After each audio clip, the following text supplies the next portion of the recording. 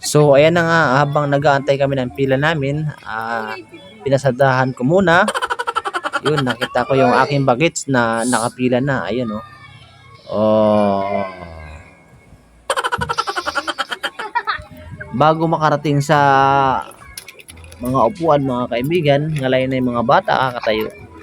Sa pila pa lang, mga kaibigan.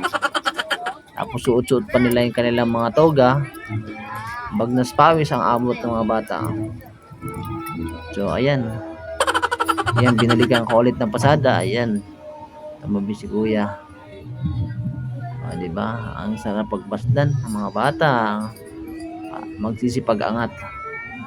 Congratulations sa inyo mga bata. Ayan. Binalikan ko ulit yung pila nila mga kaibigan. May naantok pa. Humihikab na.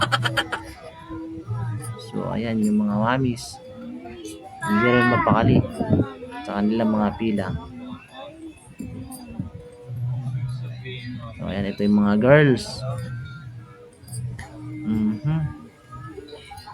Ayan, mahaba yan mga kaibigan hanggang dun sa may tent. Dun sa may pwesto namin kanina. So ayan, dito na yung pinakadulo ng aming pila. At ito na nga, nandito na sa loob ng campus. Yan po yung nakikita nyo sa unahan mga kaibigan, yung tent at saka yung malaking bubong. Diyan po gaganapin yung seremonya. Ayan. So dyan, naglalakad na sila dyan. Ito. Yung mga bata doon. At saka ito na. Ayan na yung aking teacher. Ayan, si ma'am. Tapos ng